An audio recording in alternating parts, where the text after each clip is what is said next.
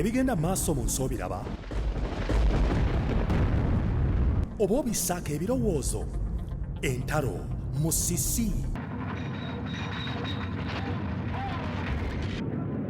kawumpuli tolowooza nti birina kye biranga okimanyi nti bayibuli yalagula dda ku buli kintu ekigenda maaso wansi w'enjuba puroguramu manya ebiro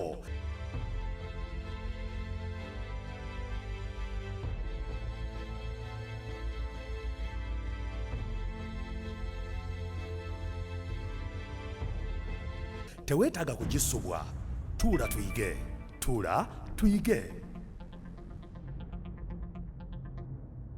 omulungi mukwano atulaba ku 3ABN n'esiimye ennyo okubuuzaako amulinnya eganzi lya mukama waffe Yesu Kristo mwebaza mukama akulabiridde akuumye emirembe ku mirimu gy'obadde otussaako engalo naye mukwano weebale abalwadde mikwano kanjegereko nammwe mu ngeri ey'enjawulo awinza okuba nga olumizibwa oli wansi awo yala okujjukiza nti buno bwe bunnabbi obw'essuubi obuleeta amaanyi n'essuubi gy'oli kigambo kya Katonda kigamba nti mujje gye ndi mmwe n'abakooye era abazitowereddwa nange n'abawummuza Yesu Kristo alina amaanyi agasobola okutuwummuza ffe ng'abantu ebintu ebisinga obungi tebisoboka naye bitayinzika eri abantu ate biyinzika eri Katonda kankwanirize nate mu bunnabbi obw'essuubi nze Yonasaani Matovu mu puroguramu eno manya ebiro ku 3ABN obunnabbi obw'essuubi tugenda nabwo mu maaso era kati ekyokuyiga kyaffe ekyolwaki tugenda otunuulira n'atera okukibategeeza naye nga sinakibategeeza kambajjukize nti tulina lesoni gy'osobola okujjuza emabega waayo waliyo ebibuuzo nga mu kuzijjuza lesoni ezo ate mukwano ojja kubanga ofuna omukisa ogw'okwefuna kye tuta Amazing Facts Bible School Diploma era nga lesoni yaffe olwaleero namba 10 eriko omutwe gugamba nti are the dead really dead abafu ddala bafu nga tumaze okutegeeza ebyo njala ate kujjukiza nti ekyokuyiga kyaffe ekiddako oluvannyuma lwa kino kiyitibwa omulyango gwa sitaani omulyango gwa sitaani gwe guliwa wali oguggudde oyinza guggala otya obanga wali oguggudde byonna tobisubwa mu kyokuyiga kino kijja okuba nga kiddako ate mwatulindirira geyeena tugenda kuba tubikkulirwa kye tuyita ennyanja ey'omuliro awamu n'ekibiriiti ndowooza mwakiwulirako ekyo mu kitabo kyakubikkulirwa essuula eya 20 eyogera nnyo ku kintu ekyo ng'ewunzika ennyanja y'omuliro ekibiriiti abajeemu bonna gye bagenda okusibira abali b'enguzi ababbi n'abalinga abo so tosubwa ekyokuyiga kiri kyageyeena mu maaso awo aye tosubwa amadaala 3 kwe twambukira mu ggulu ago nago tujja kuba nga tugeetegereza geegaliwa wadde okimanyi nti kiyinza okwetaagisa bannyonnyola nti okuva ku nsi okutuuka ku njuba awo waliwo kilomita ezitaka wansi wa miliyoni 93 naye okutuuka mu ggulu kikwetaagisa amadaala 3 ge tujja okuba nga tuzuula tosubwa mu maaso awo still okubikkulwa kw'emyaka 1000 sitaani gy'agenda okuba nga ali mu luwummula ate nga abatuukirivu nabo bali mu luwummula mu ggulu ebisingawo soma ku ssuula eno eya 20 ey'ekitabo ekyakubikkulirwa negatako mukwano mu kiseera kino sooke twewombeeke tuweeyo okusaba ate tubeere nga tutandika obubaka bwaffe obwakawungeezi kano mu bunnabbi obw'essuubi katusabe Katonda omuyinza w'ebintu byonna mpaayo omutima gwange gy'oli mpaayo obulamu bwange gy'oli mukwano gwange ali mukulaba essaawa zino naye muteeka mu maaso go naye nkusaba mukama ffenna otusembeze ku ntebe ye ey'okusaasira n'obuvumu tusobole okufuna okusaasirwa n'ekisa bye twetaaga okutegeera obubaka buno omwoyo wo omutukuvu gwe wasuubiza nti alituluŋŋamya mu mazima gonna alituyigiriza ebigambo bino byonna n'okubitujjukiza tusaba abeerewo ng'akola omulimu ogwo era naffe atuteekemu okwagala kwe kumu gwe kwolina gye tuli ng'oyagala tutegeera amazima n'okutulokola tweyanziza nnyo okuba okusaba kuno okuwulidde mu linnya lya Yesu Kristo mukama waffe amiina mukwano gwange ekyokuyiga kye tulina akawungeezi kalo kiriko omutwe gugamba nti ebikusike ku zimmami ebikusike ku zimmami zimmami bye biki ekyokuyiga kino kigenda kuba kitunuulira nnyo omulamwa gwe tuyita ogw'okufa okufa kuli part of life enaawo experience mu society newenjogerera bino waliyo abali mu kufa in fact akawungeezi k'eggulu waliyo abaafudde kinnyonnyolwa and just after a moment nga kyekitundu ky'obusekonda kyakasekonda waliyo omuntu afa mu nsi yonna kati okufa twetaaga okutegeera kubanga yagala obagaana osobola okufa bayibuli egamba nti omuntu azaalibwa omukazi alinga kimuli kiwotoka, alinga muddo kimuli kiyongobera, omuddo guwotoka, alinga kisiikiriza ekibula, era Katonda yamuterawo ennaku zaatayinza kusukka. So kati ffenna tusobola okufa, naye olina otegeera okufa kuno kyeki, kuba abantu bangi tulina entiisa nnyingi kufa. Abasajja Abamisiri be tugenda okutunuulira bo balina ebikusike ebyenjawulo bye batubikkulira ku bongeri gye bategeera okufa. Era bw'oba otunudde atunudde mu byafaayo mu mwaka ogwa 1922 bwe baazuula entaana ey'omusajja ayitibwa Tuti kabaka, yatubikkulira ebyafaayo bingi nnyo, ebyama bingi nnyo ku basajja bano Abamisiri ku nsonga y'okufa n'enzikiriza zaabwe ez'enjawulo ze balina ku nsonga eno. Bamuziika omusajja ono mu keesi yalimu ebyobugagga ebitaka wansi wa 50 eby'omuwendo omunene, kyokka ng'ajjukirwa ng'omu ku bafalaawo abaali abaavu. Yafa mu mwaka ogwa 305 BC ku myaka egy'obukulu oba egy'ekivubuka 19 gyokka. Bwe weetegereza keesi mwe baamuziika, yalimu keesi endala mu ntaana mwe baamuziika, baamuziikira mu keesi 7 ez'enjawulo. Ayaya 7, a nest of 7 coffins, naye nga yali esembayo okuba eya layisi.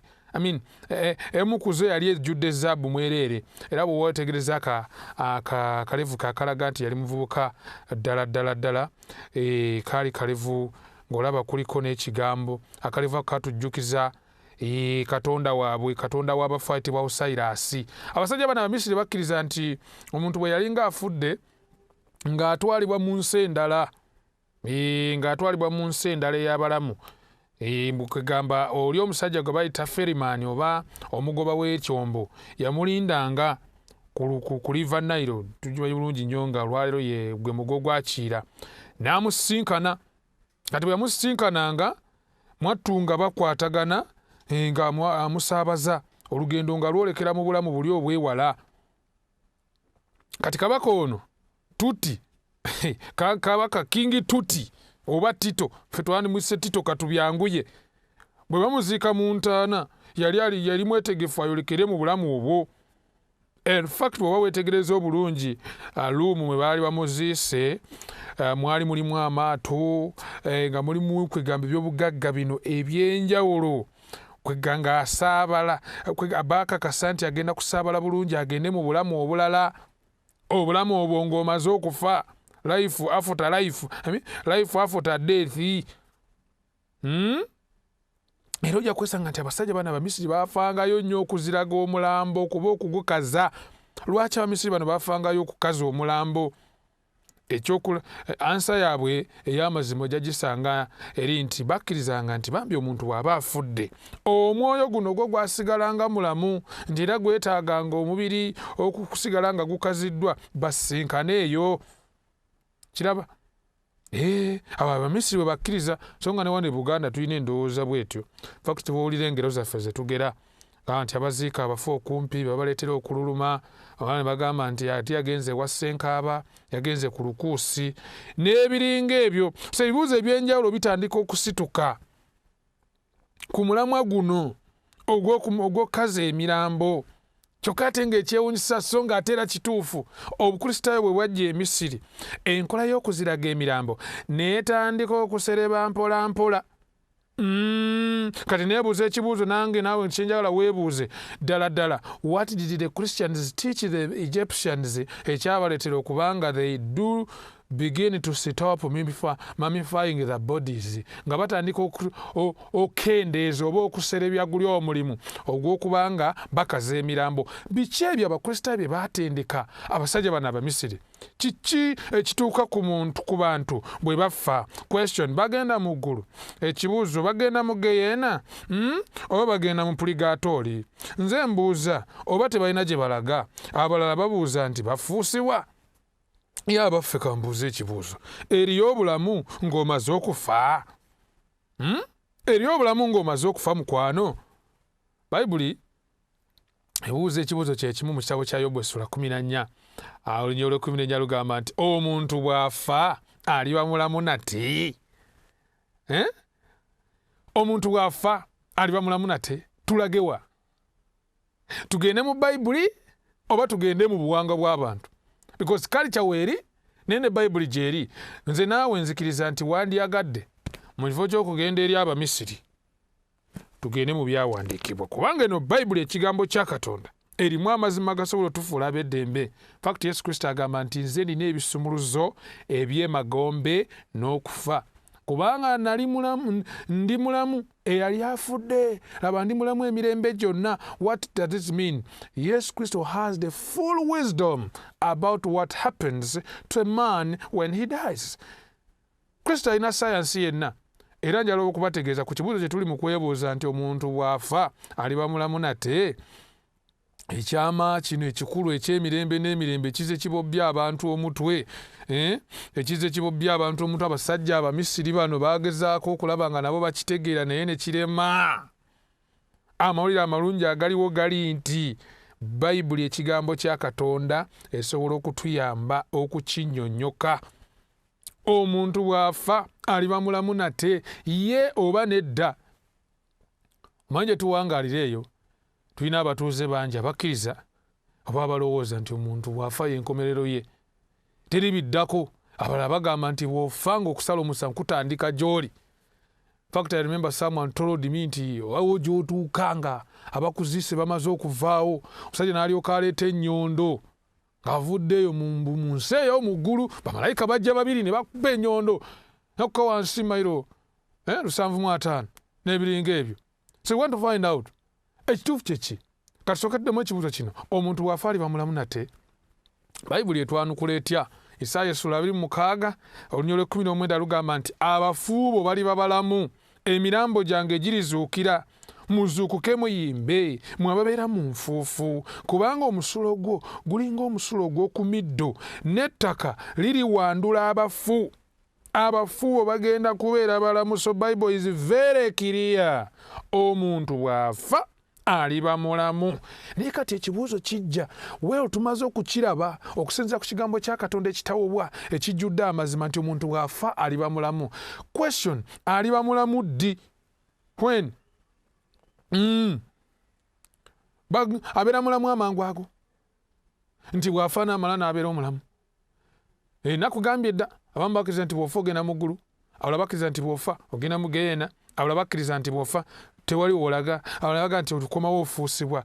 Question, omuntu tulabye Bayibuli nga bwe tukakasizza nti bw'afa asobola okuddamu okubeera omulamu, oba alibeera mulamu. Naye ddi? Ekibuuzo kya ne kijja wano kigamba nti abafu ddala bafu, are the dead really dead? Bino bibuuzo nno bikulu mukwano gwa bye twetaaga okwebuuza. Ye abafu, omuntu alina nkula ki? Omuntu alina nkula ki ensikire? Kika ki? Are you mortal or immortal? Because tulina kye tuyita being mortal and immortal. Omuntu afa oba tafa, aggwawo oba taggwawo. Ebintu bino bikulu nnyo okubitegeera, kubanga bwe twogera ku kigambo ekiyitibwa mortal kitegeeza obulamu bukoma. Ate bwe twogera ku kigambo immortal kitegeeza obulamu bukoma oba busobola okufa. That is mortal. Tweyongeddeyo naye ate ne tuyita kye bayita immortal, the opposite of mortal. Kitegeeza nti obulamu tebukoma era tebusobola kufa. Kati omuntu awaagwawa. Abasajja Abamisiri bo bakkirizanga nti omuntu is immortal. Omuntu taggwawo. Era bo baalinanga n'akasumuluzo baakayitanga awanka. Akasumuluzo kano Abamisiri ke baali balina kabayamba, kalinga kabonero ak'obulamu obutaggwaawo, nga kalinga kwegamba kyali kisumuluzo ekikuyambako okugenda okugulawo oluggi olukuyingiza obulamu obutaliggwaawo. Question, okusinziira ku Bayibuli, ani yekka alina obulamu obutaggwaawo? Ani oyo yekka atafa? Contrary to what the Egyptians believed, Timoseewo ekisooka essula 6 olunyolo 15 n'olw'16 Bayibuli egamba nti nannyini buyinza yekka atenderezebwe, kabaka w'abakabaka era mukama w'abaami aliwa? Alina obutafa yekka. Katonda yekka y'alina obutafa. Awo njagala tusooke tutegeerewo bulungi nnyo ng'olowooza ku nsonga y'ono afudde okubanga alimu obulamu. My friend, only God is immortal. God is only self-existent being in the universe. The only self-existent being in the universe. Katonda yekka ye mulamu alina obutafa yekka is the only immortal. Era mu ye mwe muva obulamu ne bulyoka bukulukuta eri ebitonde byonna. Nze nange obulamu bwe nnina buva eri Mukama. Antoolerako obutoolezi ne bwobagwe. In fact Bible ketunyonyere ku muntu yagwawa. Abalumi essula 6 Olunyolo 12 lugamba nti kale ekibi kiremenga okufuga mu mubiri gwammwe ogufa. My God, wonderful. What nga kyewuunyisa. Okimanyi nti nze omubiri gwange naawe mukwano gwange ndaba omubiri gwo enti gufa. Omubiri gwo gufa n'ogwange gufa. Get me very well. Omubiri gwo gufa n'ogwange gufa. Bayibuli bwegambye era bwe weetegereza obulungi nnyo emirambo gino abasajja abamisiri gye baakazanga mwattu era gyatuukanga ne gikala era ne gitandika n'okuvunda wadde baalinga bagikazizza basajja battu siroole nga givunda. Naye ate kati tuve ku mubiri ate omwoyo oba ffe wano mu Luganda kye translatinze obulungi as emmeeme gufa oba tegufa. This is a serious issue. Bantu bange gye bali eyo mikwano gyange mubamanyi nammwe abatuuze baffe mu ggwanga lyaffe n'okwetooloola ensi yonna abakkiriza nti omuntu kale omubiri gwo gufa naye omwoyo gulabika gwo tegufa. Bayibuli ekyogerako kyekyo. Ezekiel 18 olunyiriri olwokuna Bayibuli egamba bweti laba emmeeme zonna zange ng'emmeeme ya kitaawe n'emmeeme y'omwana bwetyo yange. Emmeeme ekola ekibi yerifa. Kitegeeza ki mukwano gwange? Kyonna ky'oyita emmeeme, kyonna ky'oyita omwoyo, whatever you call a soul, the Bible says it dies. Bible egamba kifa. Oba oyagala oba toyagala, Bible egamba kifa. Emmeeme oba omwoyo, Bible eraga bulungi nnyo kifa. It's a surprise, I know. Kyewuunyisa ate nga kituufu. Katunulira kigambo kino omwoyo. Kigambo omwoyo oba kye twandiyise emmeeme in English kye tuyita so kikozesebwa emirundi egitaka wansi wa 406 mu Bayibuli eya King James oba enkyusa eno eya kabaka Yakobo nti teri yadde olumu awayitibwa omwoyo ogutafa. Katonda yekka yalina obutafa. Nga bwe twalabye mu Timoseewo ekisooka essula 6 olunyolo 15. Let me tell you something, my brother and my sister. Mukwano gwange ali mukulaba essaawa zino kyonna ky'oyita omwoyo, whatever you may call it, the Bible says it dies. Body, spirit, soul, when one dies, it dies. Tewali wakirifaalingako ekigambo ekyo. In fact mu lulimi olw'Ebbulaniya kiyitibwa nefesh. Olaga bulungi nnyo nga nefesh dies.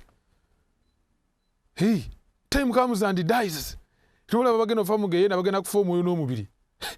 Byonna okufa. Kati kyenva mbuuza ekibuuzo. Tumaze okwetegereza ensonga ezo. Kiki Bayibuli kyesomesa ku mbeera y'omuntu mu kufa? Omuntu ono ng'afudde afaanana atya? Ategeera kyenkanawa? You know? Kubanga tulabye ng'afa. Bayibuli ekulaza afa. Omwoyo gufa. Emmeeme efa. Gwe kyoyita omwoyo oba kiyita mmeeme, nze I'm talking about the word soul. Kubanga abantu bateeka may his soul rest in peace. Ekyo gwe kyogedde okumala ebbanga nito kifumitizaako munda. Bayibuli ekulaze bulungi nnyo nti gwe kyoyagala ogamba kiwumula emirembe kifudde. Kati awo nga okyakifumitiriza katuzule n'okuzuula kye omuntu afudde ategeera kyenkanawa. Minala the Bible kyeyigirizako oba kyesomesa ku mbeera y'omuntu mu kufa. Mubuulize essula 9 olunyolo 5 Bayibuli egamba nti kubanga abalamu bamanyi nga balifa naye abafu tebaliko kye bamanyi so nga tebakyalina mpeera kubanga ekijjukizo kyabwe kyerabirwa. Okwagala kwabwe kwenkana n'okukyawa n'obujja bwabwe okuzikirira kaakano so nga tebakyalina mugabo ennaku zonna mu byonna ebikolebwa wansi w'enjuba. Kyava ayongerako n'anyweza ensonga eno emotioni zaabwe okwagala okukyawa. Bayitawo omuntu afudde taba na fitina oba nayo ng'okyali mulamu. Obukyayi oba nabwo ng'okyali mulamu. Obubbi oba nabwo osobola kubba ng'okyali mulamu. Era osobola nakwagala ng'okyali mulamu. Abantu osobola okubaagaliza ebirungi mukwano ng'okyali mulamu. Osobola okubasabira omukisa ng'okyali mulamu. Naye ng'ofudde nawo kennyini ne bakusabira omukisa tegusobola kubanga akulaze bulungi naga nti tebalina mugabo ennaku zonna mu byonna ebikolebwa wansi w'enjuba. Kati kankulage ku bintu ebitali mu ntaana. Mu Bulizi 9:10 lugamba nti buli kintu omukono gwo kye gulaba okukola okikolanga n'amaanyi go. Bino bikulu tubitegeere biki ebitali mu ntaana biki ebiriyo mu ntaana. Ayo aweya nti mu ntaana Bayibuli egamba nti kubanga tewali mulimu newankubadde okuteesa newankubadde okumanya newankubadde amagezi mu magombe gy'ogenda. Mu magombe teriyo ki? Teriyo kuteesa, teri mulimu, teri kumanya, teri magezi. Abagenda mu magombe tebalina kumanya. Lwaki? Kubanga bulamu bamanyi nga balifa naye tebaliko kye bamanyi. Teri mirimu gya kukola. Abamisiri bye baali balowooza baali bafera. So okusinziira ku Bayibuli oyinza okubanga naye weebuuza nti abafu bategeera kyenkanawa. Tebalina kye bategeera. Era kabaka tuti oli gwe twatunulidde nga tutandika emyaka 13 egiyise, my friend, I want to tell you something. Talina kyamanye. Talina. Negoloozaako yenna. Ayo kati ebibuuzo ebitandisa ositukawo nkulengera ebibuuzo bisituka bibuuza nti naye ate gundi eyafa nga ndabulanga yagambye yakomawo. Tujja bitegeera byonna. But the Bible says omuntu bw'afa taliko kyamanyi. Kati ki ekibawo kufa? Tumulabe talina kyamanyi. What happens ku kufa? You know, something about death kye kino nti okufa lwe luuyi olukontanyi ku butonzi. In other words, death is a reverse of creation. So omuntu bw'abanga afudde twetaaga bulungi nnyo okutegeera kiki ddala ekibeerawo. Naye okutegeera obulungi omuntu bw'afa kiki ekibeerawo era n'okusooka otegeera bwe yali tannaba mulamu biki ebyasooka okubaawo. Omuntu yafuuka atya omulamu? Bw'oba tumaze kutegeera omuntu yafuuka atya omulamu kiyinza okuzibwa lyo okutegeera omuntu bw'afa ki ekibaawo. The reason why, by the way, kambeeko kye ngamba wano, the reason why abantu bali so much confused on what happens when a person dies, it's because they don't know how man came into existence. Katonda yatonda atya omuntu kikulu nnyo kitegeera. Lubeerera essula 2 olunya olw'omusanvu Bayibuli egamba nti Mukama Katonda n'abumba omuntu n'enfuufu y'ensi n'amufuuwamu mu nnyindo omukka ogw'obulamu. Omuntu n'afuuka omulamu. Biki byagatta wano? Enfuufu y'ensi agigattako ki? Omukka ogw'obulamu. That is omuntu n'alyoka afuuka omuntu omulamu. Here is a combination. Ebintu bibiri wano ebikoleddwako. Kansooke ndabule. Katonda bw'aba atonda Adamu ne Kaawa, that is mean bw'aba atonda Adamu specifically, tulaba nga atonda Adamu teyamuteekamu mwoyo. Esso gwe kyoyogerako omwoyo teyakiteekamu Adamu. Wabula bw'amala okumubumba amubumbye bulungi nnyo, omubiri agubumbye, that is agubumbye mu ttaka n'alyoka amufuuwamu omukka omulamu. So man becomes a living soul. Afuuka bufuusi. He was not. Nawuliddeko story juzi omusajja gyabuuza ekyo yabuuza juzi ekibuuzo kati naye kati Adamu yali ludda wanga tanafuuka Adamu. The truth is yalina waali. He just became how? By the will of God. Katonda yamubumba, bw'amala okumubumba n'amufuuwamu omukka omulamu n'alyoka afuuka. He just became. Yafuuka bufuusi omulamu. Era bayithawe kanjogere ne kino. Adam was not a disembodied soul. Kanjogere kasome ku luzungu wano kati. Adam was not some disembodied soul floating around in the cosmos waiting for God to make a body to put in him. Ng'endowooza ezo zinafunako juzi nazuulira mu bantu abagamba nti no Adamu ono kitawayitawo emyaka nga 40 nga yamukola ali awo kiwowongole bamalayika bajja ne bakikoonakoonako. No! Ku lunaku olw'omukaaga olwali olw'entikko y'obutonzi, Katonda akola Adamu amubumba mu ttaka kubanga n'amazzi yali agakoze, amaze okutabula ettaka n'amazzi, amubumbye bulungi nnyo. Then ekibumbe kino kyakoze oba kyabumbye n'alyoka akifuuwamu omukka omulamu. Bw'atyo Adamu n'afuuka omulamu. Answer yeyo. He just became. He was not somewhere waiting. Kati olwo ne twebuuza batumala otegeera ekyo kyekiddako. Lubeerera Essula 3 Olunyolo 19 Bayibuli etegeeza mu kitabo kino nti muntu yozo bategeeza Adamu ez'omu maaso go mw'onooliranga emmere okutuusa lw'olidda mu ttaka kubanga omwo mwe waggyibwa kubanga oli nfuufu ggwe Adamu ne mu nfuufu mw'olidda. By the way, this is the state of man. Ffe abantu tuli nfuufu. Oba oli mulungi otya akaalaala munnange nga bakubibwako n'amazzi ne tuganywa, ekyamazima kiri nti oli nfuufu. Era mu nfuufu kubanga munnange mu nfuufu gye wava egyo ogenda okudda. Okuva Adamu lwe yali ku muti ogwamugaanibwa twafuuka nfuufu. Era munnange ne bw'otanaaba n'omala gwe twala butwazi kiseera nga tonaaba considerable time. You can see yourself. Ojja kulaba ne ku mubiri gwennyini nga gutandise obaako enfuufu. Ŋŋambe Toomi. Kulwaki oli nfuufu ne mu nfuufu mugenda okukola kimukwano mugenda okudda. Ekyo kiri kiriya nnyo okuva mu kitabo kino ekya Lubeerera Essula 3 Olunyolo 19. Kikyentandise okulengera wano nti ku omuntu ng'afudde something happens. Ekibawo kyeki buli kimu kitandika okudda gye kyava. Omubiri gudda mu ttaka kubanga eyo gye gwava. Ati death ku kufa buli kimu kidda gye kyava. Buli kimu kidda gye kyava. Tuli mu kuddamu kibuuzo kiki ekibawo ku kufa. Okay. Everything returns. Mubuulize Essula 12 Olunyolo 7 lwongera okunyweza ensonga eno nga lugamba nti enfuufu nedda mu ttaka nga bwe yali twalabyewo ddaawo. Omwoyo ne gudda eri Katonda eyagugaba.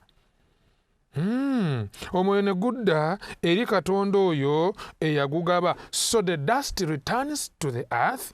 Omwoyo gwo ne gudda eri Katonda eyagugaba. Awo nno ne wajja kalumanywera bannange nange mulabye.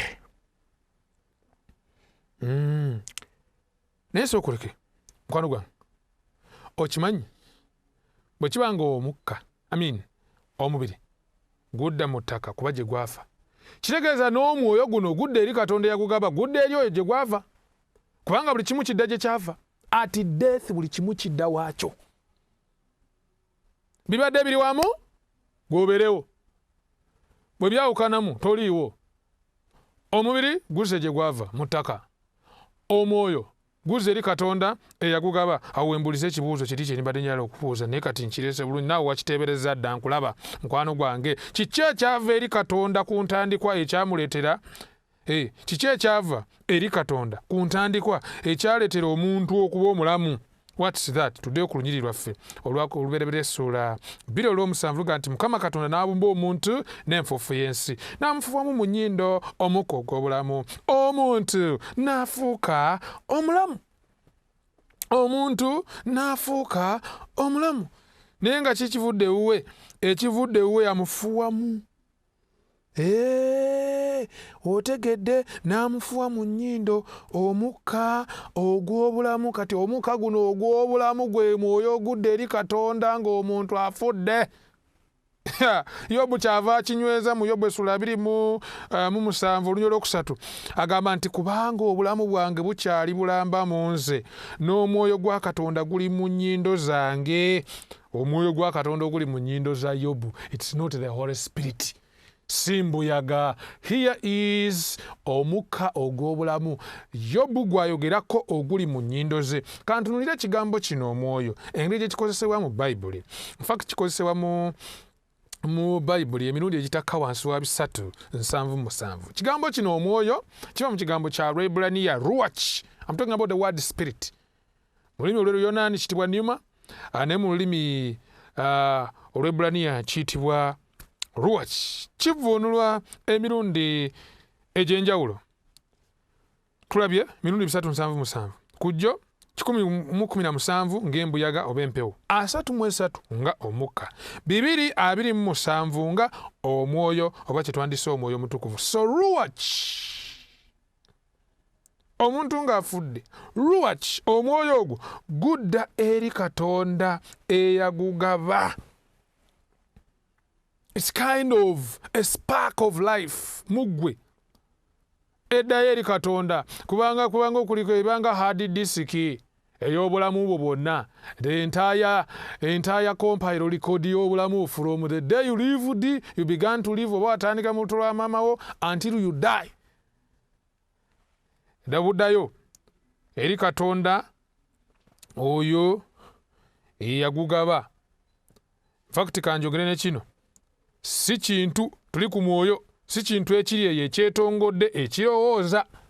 It's not something that is there, it's kind of a conscious entity eyetongodde eri mu kulowooza. Era Zabbuli 146 olunyiriri olwokuna kyeluva lunyweza ensonga eno nga luga nti omukka gwe gumuvaamu n'adda mu ttaka lye. Ku lunaku olwo ebirowoozo bye ne bibula. Ku lunaku olwo ebirowoozo bye ne bibula. Nkinyweza emmeeme oba omwoyo tegusobola kutegeera nga gwawukanye n'omubiri. Bayibuli egambye nti ku lunaku olwo ebirowoozo bye bibula. His thoughts perish. My brother, my sister, mukwano gwange atulaba essaawa zino ku bunnabbi obw'essuubi, ebirowoozo bye bibula, taddamu kutegeera. Lwaki? Omubiri mu ntaana, omukka gw'abadde assa guzze eri Katonda eyagugaba. So ku lunaku olwo ebirowoozo bye ne bibula. Yes, kyobula Bayibuli egamba etya Mubuulize essula 9 olunyiriri olwokutaano, kubanga abalamu babanyi nga balifa, naye abafu tebaliiko kye bamanyi. Yes, tebaliiko kye bamanyi. Era ojja kulaba nti obulamu nga bwe tulabye nti omukka guno omulamu bw'ogugattako omubiri wekola obulamu oba ekintu ekiramu ekijjuvu. Fact ffe composition yaffe eringa ey'ebisolo, ebyo nabyo bissa, birina omubiri kati bye kyekibifuula ebiramu. Bw'osoma ku Bikula essula 16 olunyiriri olwokusatu lulaga n'okulaga nti ebiramu byonna ebyali mu nnyanja, emyoyo gyonna egyali mu nnyanja, ng'ayogera ku ki? Ku biramu ebyalimu emmeeme ezo, souls, all the souls in the sea died, byafa. Lwaki? Enfufu bw'ogigattako omukka lw'olyoka ofuna ekintu ekiramu nga Katonda bwe yabitonda. So ebirungo by'obulamu biri luddawa? Ettaka n'ebirungo byamu bw'ogattako omukka bikuwa ekitonde ekiramu. Kankuwa ekyokulabirako. Mumanyi bulungi ekyo tuyita balubu, mugimanyi mikwano, balubu. Balubu eno bw'ojja ng'ogiteekako. Lwaki? Balubu ogigasseemu kye tuyita amasannyalaze, n'eryoka eyaka. Ekifaananamuko kiriwa kiri nti omubiri guno bwe gujjamu omukka biri wamu. Balubu n'omukka, omubiri n'omukka obigatta awamu ne bikuwa omuntu omulamu, nga balubu n'amasannyalaze bwe bikuwa ekitangaala. Question. Bw'oyawulako amasannyalaze ku balubu ne wajja enzikiza, ekitangaala bwe kifa kiragawa? Kati bw'obanga tosobola kunnyonnyola bwawe, that's what happens omuntu bw'afa. Nti omukka ogw'obulamu bwe guba guvudde mu mubiri guno, nga bikomyawo mukwano gwa.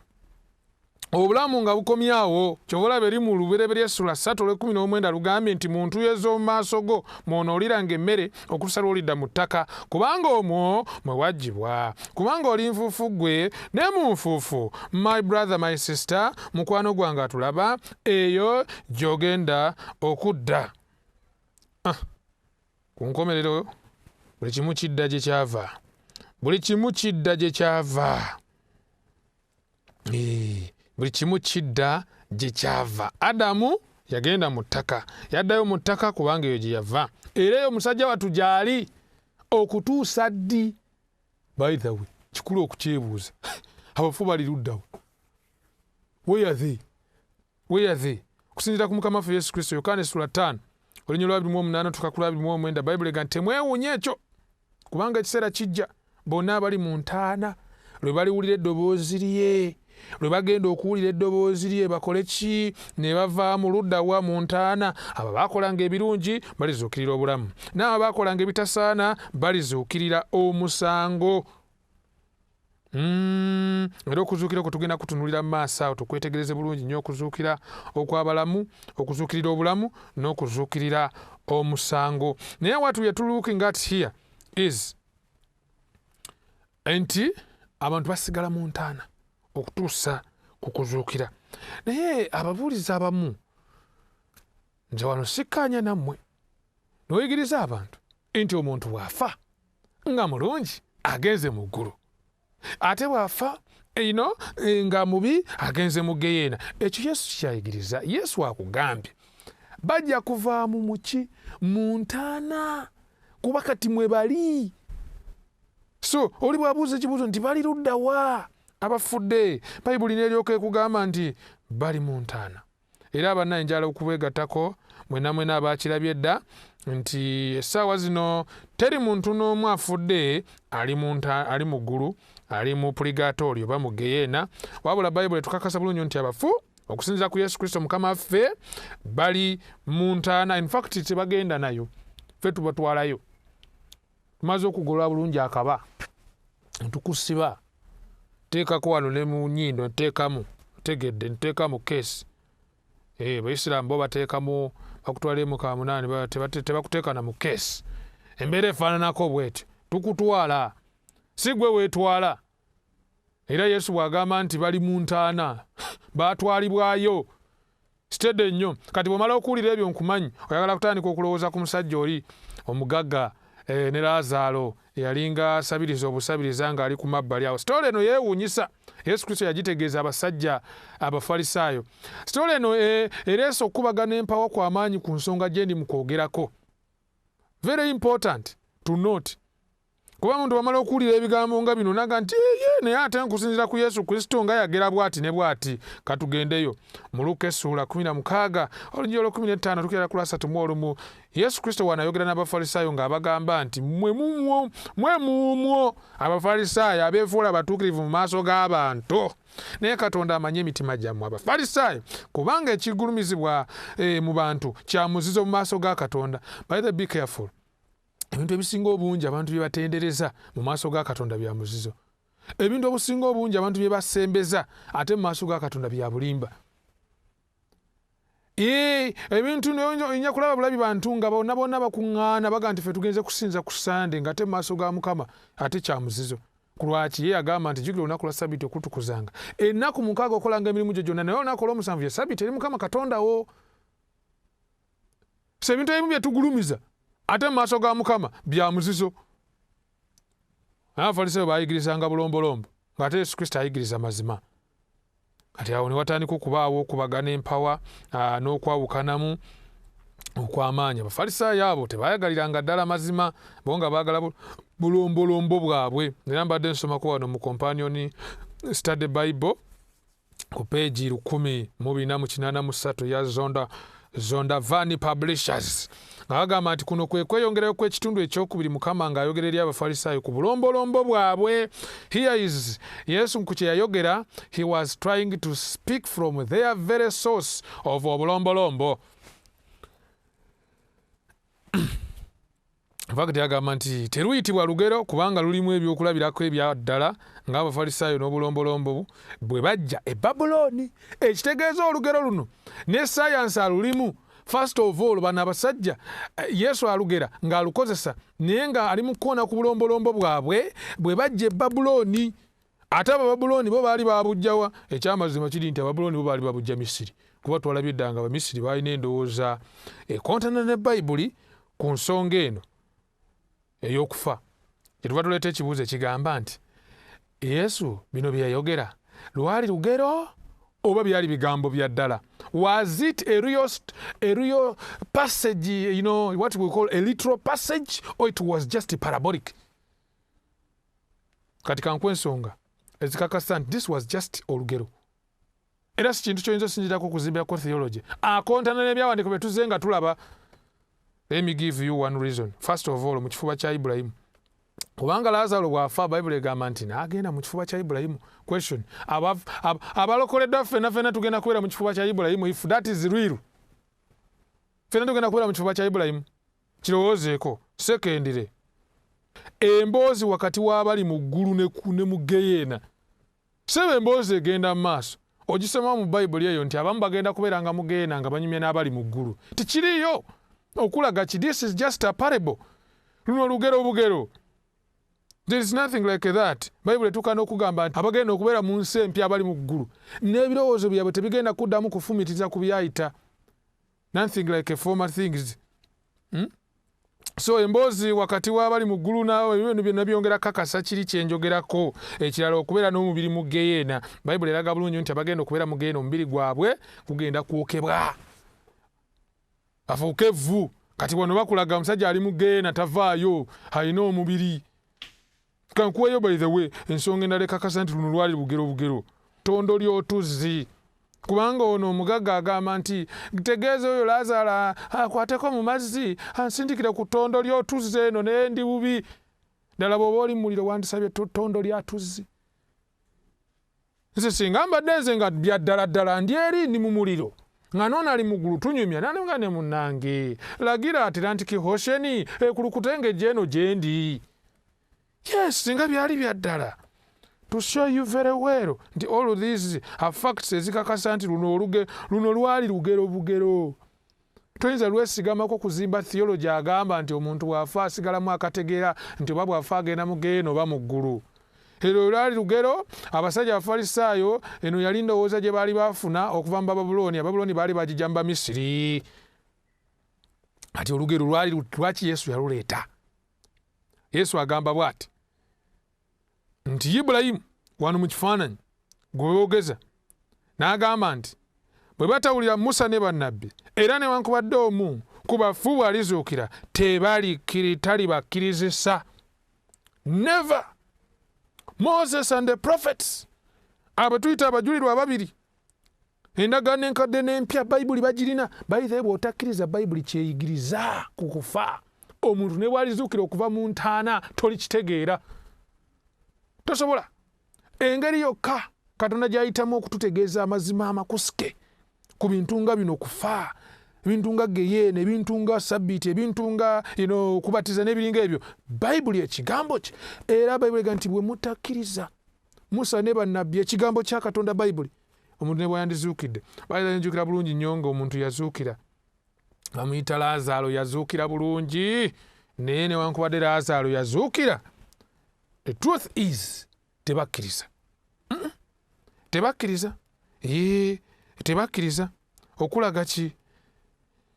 Enti the fact Kristo gye yali annyonnyola wano it was not lugero luli wabula yali alaga Abafalisaayo nti baali balina obugagga obw'ebyawandiikibwa naye tebabussaamu kitiibwa babulagajjalira era ku nkomerero ne babanga destiny yaabwe bagenda kuzikirira.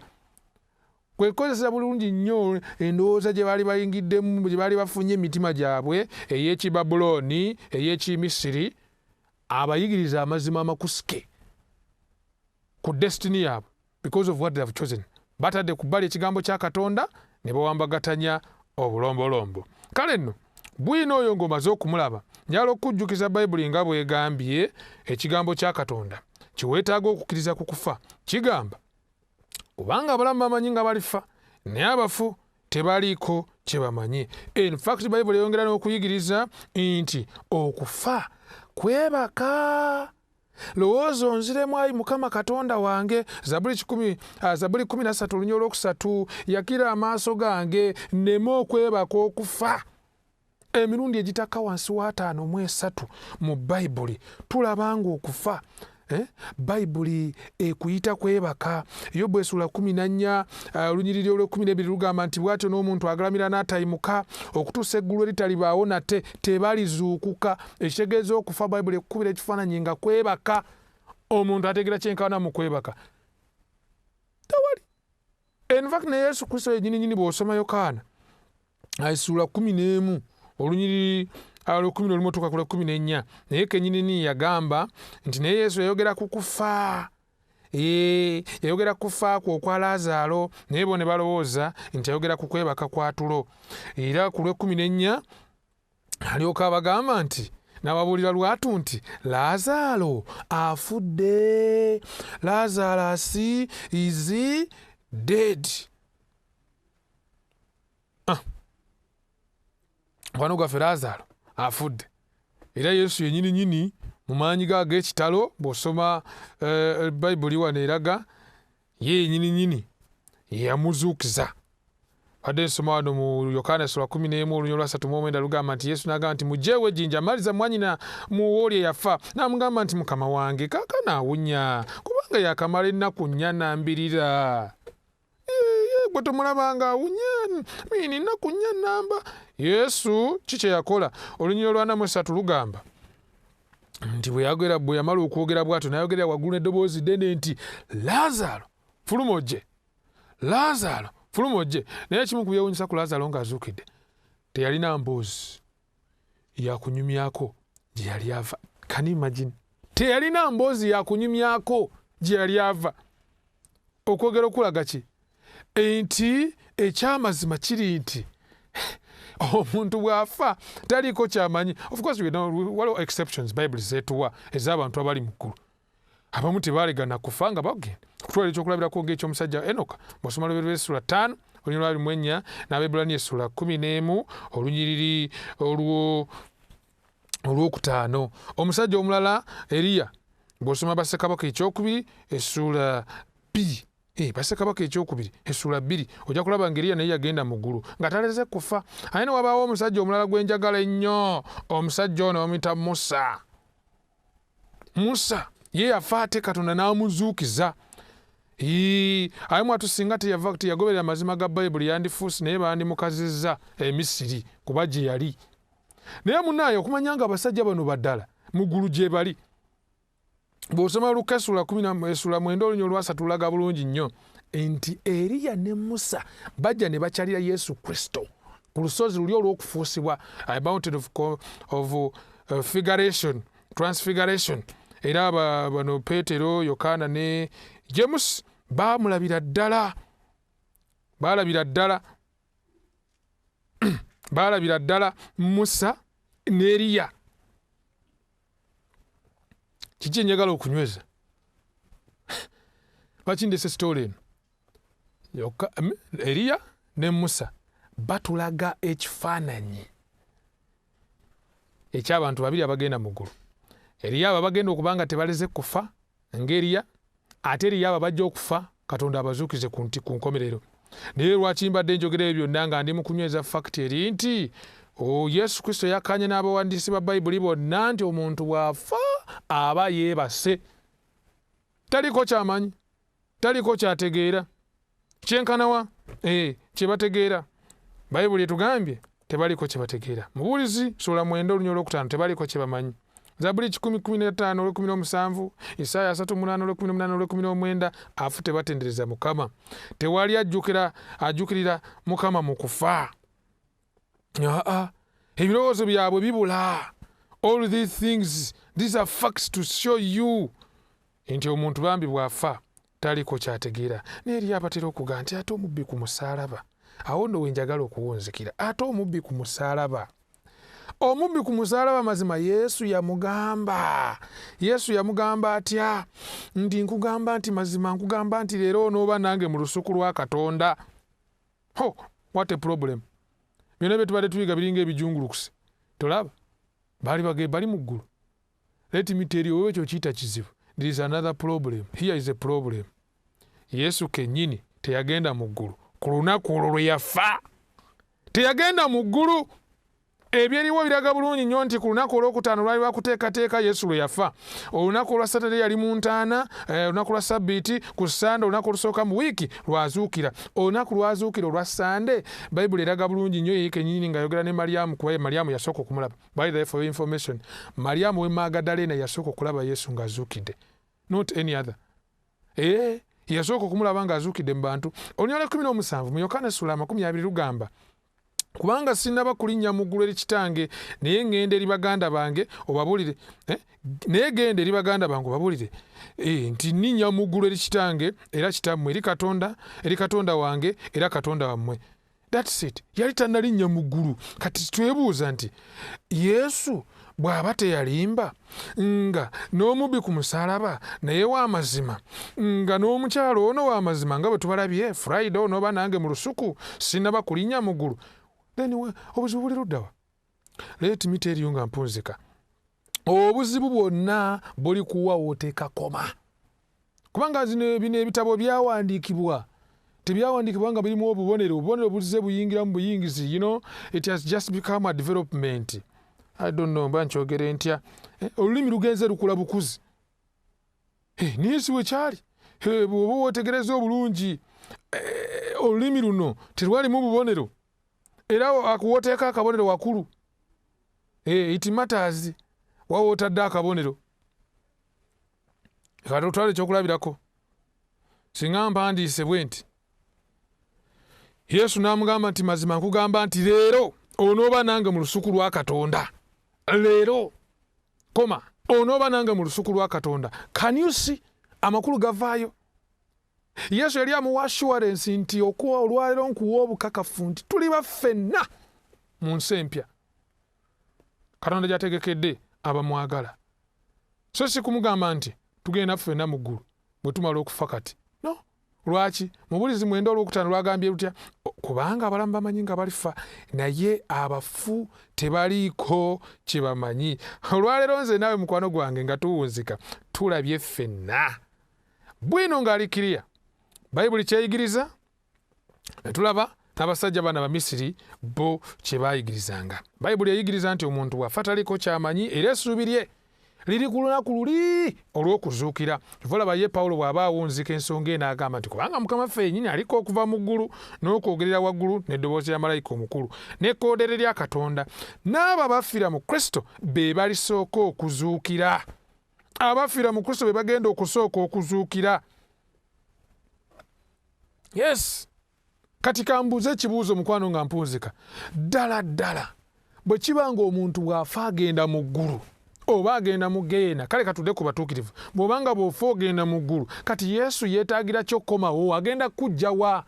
Kikubemukko akafaananyi awo mukwano gwange, naawe kirowoozeemuko katono nnyo, olabe nga Bayibuli ekuwa amakulu ti bw'ofa osigala mu ntaana. Yesu Kristo bw'anaakomawo ku bire nga wafiira mu Kristo, ng'omu ku abo abagenda okusooka okuzuukira. Mbutuufu nsaba Mukama amazima gano aga Bayibuli ge tuzudde gabeere omukisa gy'oli. Oleme kukyerabira nti Bayibuli eyigiriza nti okufa kiwummula ekyakasirise. Teri ategeera okutuusa kuzuukira Yesu bw'ali akomyewo. Kitegeera ekyo mukwana. Kuba naawe ne wandibadde mukyala nga wafudde, mukyala omwami ono omulekawo n'awasa omulala n'atandika okutigomya omwana, tewandibadde mirembe ng'olieyo mu ggulu. Katonda ayinza kuteeka mu kifo gy'otajja kubeera mirembe. No, okufa kuno tukulabe bulungi nti bw'ofa tobako k'otegeera. Kufa kiwummula ekyakasirise. Subirira luddawa ku kuzuukira. Era kakasa nti mukwana obulamu obukwasiza Kristo, kubanga agamba akkiriza nze newankubadde ng'afudde aliba mulamu nate. Katuwombeke tusabe. Katonda kitaffe tukwebaza olw'obubaka buno, era tusaba bubeere omukisa gye tuli nga bwe tubuyizeeko. Baganda bange bannyinaze ebigambo bino nga babyetegereza, yongera okwogera gye bali, bayinza okuba nga bakyalina ebibuuzo eby'enjawulo. Saba Omwoyo Omutukuvu ayongere okubaanukula okuyita mu kigambo kyo Bayibuli. Twongere tuteekamu ennyonta ey'okumanya amazima kye ki n'okumalirira okugatambuliramu. Era obubaka buno kabubeere omukisa gye tuli bulijjo ne bulijjo, nga tugabanako n'abalala ate nga tumalirira okwesigamya okukkiriza kwaffe ku kigambo kyo Bayibuli, kuba kya mazima ate kye kitufuula ab'eddembe. Tweyanza nnyo okuba okusaba kuno okwanukudde mu linnya lya Yesu Kristo Mukama waffe. Amiina. Weewaawo. Amiina. Weebale nnyo mukwano gwange kubanga obadde naffe okuva gye twatandikidde. Onootuwunzikidde episode eno kufa ekitundu ekisooka. Ekitundu ekyokubiri tugenda kuba tutunuulira omulyango gwa Sitaani gwe guliwa, nti ogwo bw'ona aguggula mukwano gwange. Si mwangu kuggala, naye osobola otya okuguggala? Byonna tugenda tubizuula mu kitundu kyaffe ekyo ekyokubiri. Ekisa kya Yesu Kristo mukwano kyeyongere gy'oli. Ebigenda maaso mu nsoobiraba oba obissaako ebirowoozo, entalo, musisi, kawumpuli, tolowooza nti birina kye biranga. Okimanyi nti Bayibuli yalagula dda ku buli kintu ekigenda maaso wansi w'enjuba. Program Manya ebiro teweetaaga kugisubwa.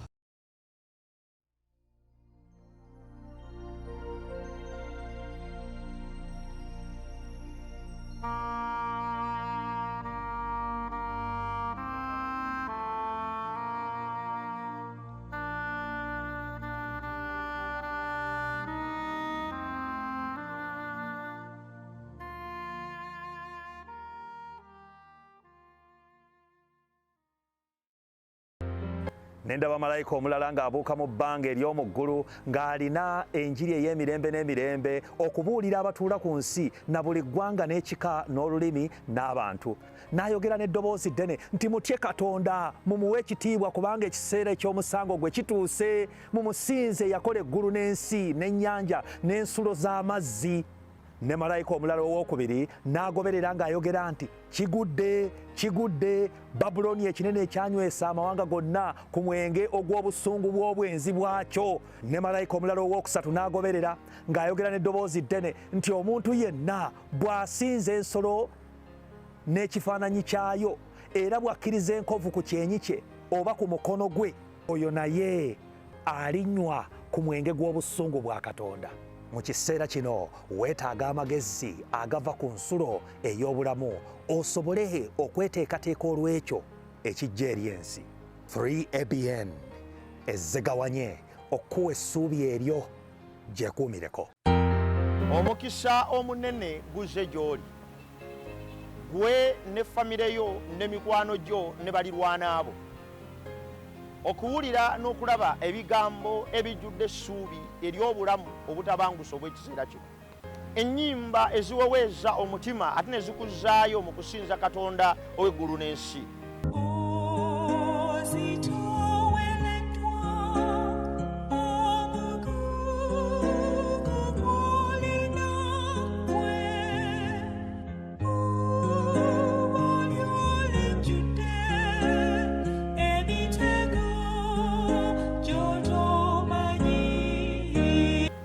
Ebigambo ebijjudde amagezi n'okutuyigiriza engeri gye tuyinza okuba abalamu, okuteekateeka emmere ey'obulamu ate tugasa mu mibiri gyaffe. N'ebigambo ebirala byonna ebituteekateeka si lwa bulamu buno bwokka naye n'obwo obugenda okujja. Byonna bisangibwa ku 3ABN TV, TV yange, TV yo. Londawo okugiteganga buli lunaku olw'emiganyulo egyo emikulu ery'obulamu. Mukama akuwa omukisa. Obulamu bwonna buli mu mukono gwa Mukama. Bulijjo tukola okusalawo, naye okwo okusalawo kwokola gwe nange kuyinza okutuyisa obulungi oba obubi. Okimanyi nti obulamu obukosefu tebugulumiza Katonda nga bwe kigwana. Mu nsi empya tukimanyi nti tuli baakubinuka amasejjere, naye okimanyi nti abo bokka ababadde abeesigwa mu bulamu buno obw'oku nsi bokka be bagenda okuddizibwa obulamu obujja. Ebyo n'ebirala by'oba olindirira mu program Beera Mulamu ku 3ABN TV kwokka ssaawa 3 buli lwa Sunday ssaawa 3 okutuukira ddala ku ssaawa 4 ez'ekiro. Nange Dina Mawanda.